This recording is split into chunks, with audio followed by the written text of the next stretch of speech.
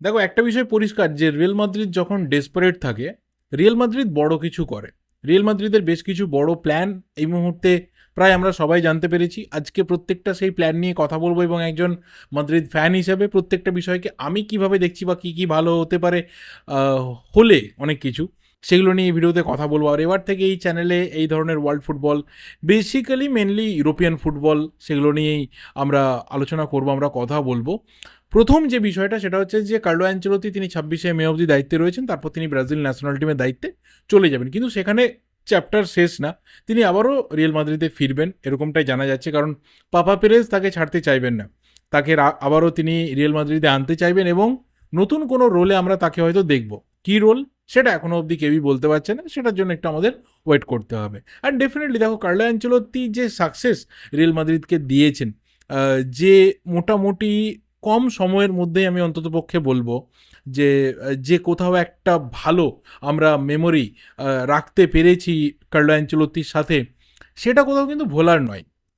এবং একটা লং টার্মের সম্পর্ক এরকমই হয়, যখন তাকে আবারও ক্লাব ম্যানেজমেন্ট কোনো রকম দায়িত্বে নিয়ে আসেন, সেটা টিমের জন্য ভালো হবে। কারণ এই ধরনের একটা ফুটবল মস্তিষ্ক আমার পার্সোনালি মনে হয় যে টিমের সাথে কিন্তু থাকা দরকার রয়েছে। হ্যাঁ, তিনি হয়তো কোচিং সিস্টেম, প্লেয়ার এই ধরনের ব্যাপারে নাক গলাবেন না, বাট একটা অ্যাডমিনিস্ট্রেশনের ক্ষেত্রে, প্লেয়ার স্কাউটিংয়ের ক্ষেত্রে, কোথাও কোচকে ভালো কিছু ইনপুট দেওয়ার ক্ষেত্রে তিনি ডেফিনেটলি কাজে আসবেন। কারণ জাবি আলোনসোকেও তিনি কোচিং করিয়েছেন, দুটো ডিফারেন্ট ক্লাবে তিনি কোচিং করিয়েছেন তাকে, এবং তিনি ভালো করেই জানেন যে জাবি আলোনসোর ঠিক কী কী দরকার এবং কীভাবে রিয়াল মাদ্রিদের সাকসেস আসতে পারে। Number one thing. Second thing হচ্ছে যে জাবি আলোনসোকে একটা ফ্রি হ্যান্ড দেওয়া হচ্ছে টিমের পুরোপুরি ভালোর জন্য। মানে যা কিছু ভালো মন্দ সবটা এই মুহূর্ত থেকে জাবি আলোনসো তিনি দেখবেন। প্লেয়ার রিক্রুটমেন্ট, কোন প্লেয়াররা থাকবে কি থাকবে না, কাদের নিয়ে প্রজেক্টে সব থেকে বেশি গুরুত্ব দেওয়া হবে কাদের, সবটাতেই কিন্তু জাবি আলোনসোকেই গুরুত্ব দেওয়া হচ্ছে, বা তাকেই কোথাও ফ্রি হ্যান্ডে খেলতে দেওয়া হচ্ছে। আমার মনে হয় যে এটা দরকার, এবং সেই কারণে আমরা দেখছি যে এত ডেসপারেট ওয়েতে রিয়াল মাদ্রিদ এগোচ্ছে। সেটা কোথাও মাদ্রিদ ফ্যানেদেরকে কিন্তু অনেক বেশি করে খুশি করছে। কারণ গোটা সিজনটা যখন তোমার কাছে ট্রফি লিস্ট, তখন ক্লাব ওয়ার্ল্ড কাপটা ম্যানেজমেন্ট কিন্তু খুব সিরিয়াসলি দেখছে, এবং সেখানে জাবি আলোনসোর কয়েক সপ্তাহের মধ্যে একটা মেজর ডিউটি ক্লাব ওয়ার্ল্ড কাপে টিমকে সাকসেস দেওয়া।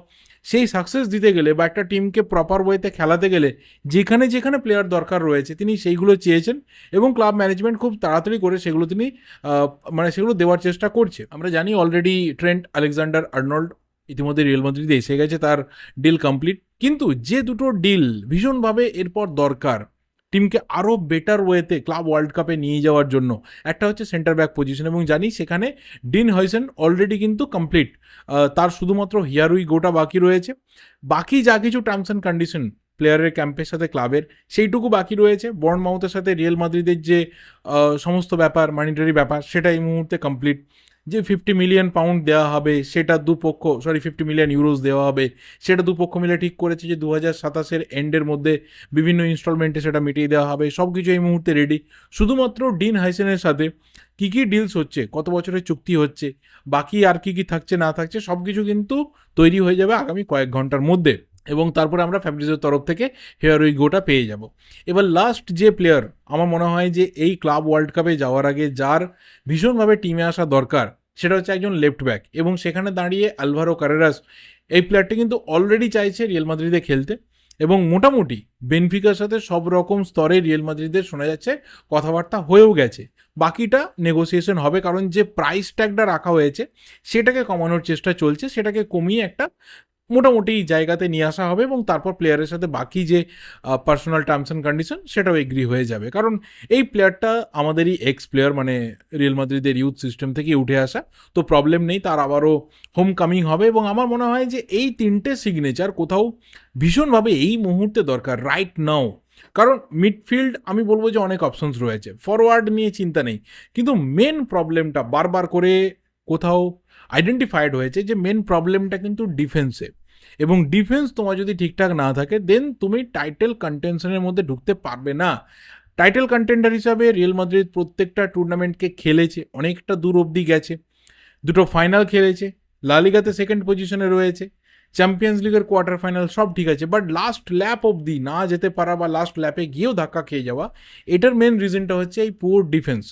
সেটাকে মেরামত করতে গেলে জাবি আলোনসোর ইমিডিয়েটলি যা করা দরকার ছিল তিনি সেটা করতে সক্ষম হয়েছেন, বা অন্ততপক্ষে সক্ষম হতে চলেছেন, এই বাকি দুটো ডিল কমপ্লিট হয়ে গেলে আমরা বলতে পারবো।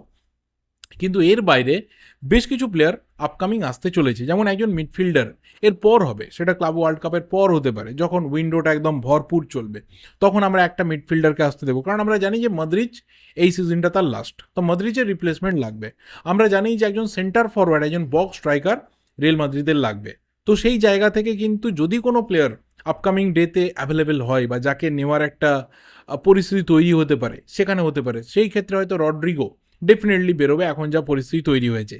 এবং তার সাথে যে প্লেয়ারকে জাবি আলোনসো চাইছে খুব তাড়াতাড়ি টিমের মধ্যে নিয়ে আসতে, 18 বছর বয়সী সেন্সেশনাল আর্জেন্টাইন অ্যাটাকিং মিডফিল্ডার, যাকে আর্জেন্টিনাতে সেকেন্ড মেসি বলেও ডাকা হচ্ছে, ফ্র্যাঙ্কো মাস্তান্তুনো। এই প্লেয়ারটা সবে মাত্র 18 বছর রানিং, সেই প্লেয়ারকে রিভার প্লেট থেকে রাতারাতি কিন্তু জাবি আলোনসো চাইছে রিয়েল মাদ্রিদে নিয়ে আসতে।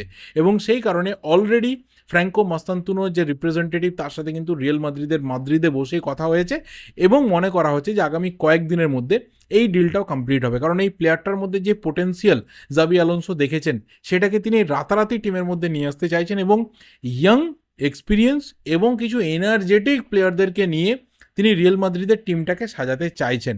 আমার মনে হয় যে কোথাও জাবি আলোনসোকে এই যে ফ্রি হ্যান্ডটা দেওয়া হয়েছে, এটাই কোথাও টিম বিল্ড আপের পেছনে কাজ করছে।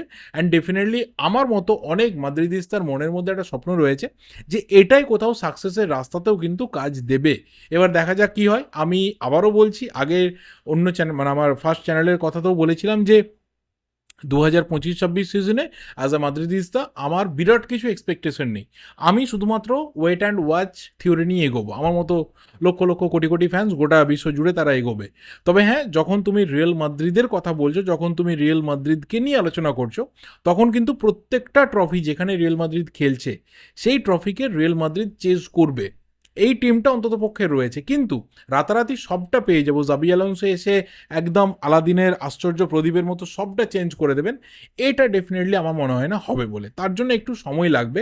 যতটা আমরা পাবো 2025-26 সিজনে বা ক্লাব ওয়ার্ল্ড কাপ থেকেও আমরা যতটা পাবো ততটাই কিন্তু আমাদের জন্য ভালো, কারণ এই টিমটা এত প্লেয়ার নতুন আসছে এবং একজন কোচ নতুন করে একটা টিমকে পাবেন, তিনি বিভিন্ন প্লেয়ারকে চিনবেন, জানবেন, সময় দিতে হবে, আমাদেরকে একটু পেশেন্স রাখতে হবে, দ্যাটস ইট, আর কিছু না।